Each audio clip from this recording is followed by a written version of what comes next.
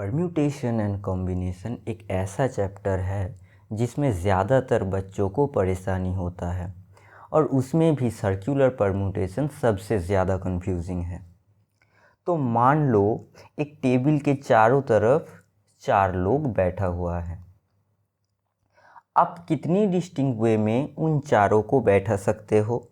हाँ, अगर एक रो में सजाना हो तो आप तो बोल दोगे कि फैक्टोरियल n, बट यहाँ पर ऐसा नहीं होगा क्योंकि यहाँ पर रिलेटिव पोजीशन देखा जाता है और जिससे कि ABCD and BCDA are same permutations हो जाता है। ठीक है, इसी तरह CDAB एंड DABC भी सेम ही होता है। जैसे कि एक एग्जाम्पल के मदद से आप देख सकते हो कि यहाँ पर मैंने ABCD परम्यूटेशन लिया है और यहाँ पर DABC परम्यूटेशन लिया है और ये दोनों सेम है। क्यों सेम है? टेबल के रिलेटिव सेम है। अब देख सकते हो कि इस परम्यूटेशन को अगर मैं 90 डिग्री रोटेट कर दूँ तो ये तो वही परम्यूटेशन बन गया ना, वो AB एंड CD वाला, ये AB एंड CD वाला। तो ये दो परम्यूटेशन सेम हो गया और ऐसे ही ये CDAB एंड DABC परम्यूटेशंस भी सेम होगा। आप घुमाते जाओगे और एक एक परम्यूटेशंस मिलता जाएगा। तो टेबल के अकॉर्डिंग ये दोनों सेम हैं, तो ऐसे ही ये चारों भी सेम होगा। और अगर 4 एलिमेंट सेम आ रहा है तो टोटल नंबर ऑफ परम्यूटेशंस को हमें 4 से डिवाइड करना पड़ेगा।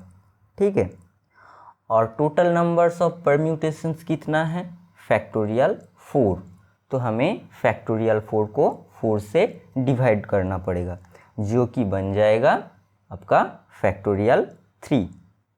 ओके, ऐसे ही अगर n लोग बैठा है तो n परम्यूटेशन सेम आएगा और टोटल परम्यूटेशंस को n से डिवाइड करें तो मिलेगा factorial n-1।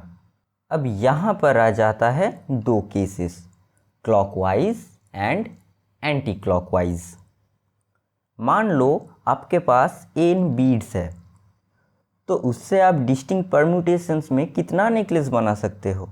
Factorial n-1? No, क्योंकि उसी नेकलेस को अगर आप पलट दो तो भी वो सेम नेकलेस ही रहेगा। जैसे कि एग्जाम्पल के लिए आप देख सकते हो कि इसको अगर मैं पलट देता हूँ, इसको फ्लिप कर दिया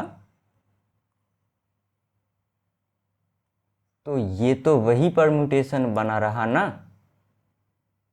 ठीक है, ये दोनों तो सेम ही हो गया ना। तो यहाँ पर clockwise and anticlockwise same होता है और दोनों सेम नंबर्स में रहता है, तो इसीलिए आपको टोटल नंबर ऑफ परम्यूटेशंस को 2 से डिवाइड करना पड़ेगा। और टोटल नंबर ऑफ परम्यूटेशंस है कितना? वो है n-1 का फैक्टर। तो इसीलिए 2 से डिवाइड करने के बाद आपके पास टोटल नंबर ऑफ परम्यूटेशंस आ जाएगा फैक्टोरियल n-1/2।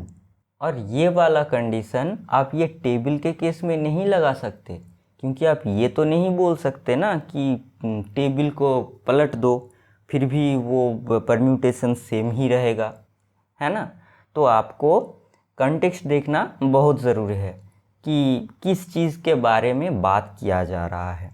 ओके, तो फिर से एक बार रिकैप के लिए, अगर आपके पास clockwise and anticlockwise same हुआ तो टोटल नंबर ऑफ परम्यूटेशंस आएगा n-1 का फैक्टोरियल ओवर 2, एंड अगर वो दोनों डिस्टिंक्ट हुआ तो टोटल नंबर ऑफ परम्यूटेशंस होगा factorial n-1।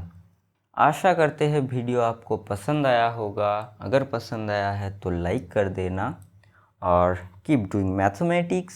C you next time.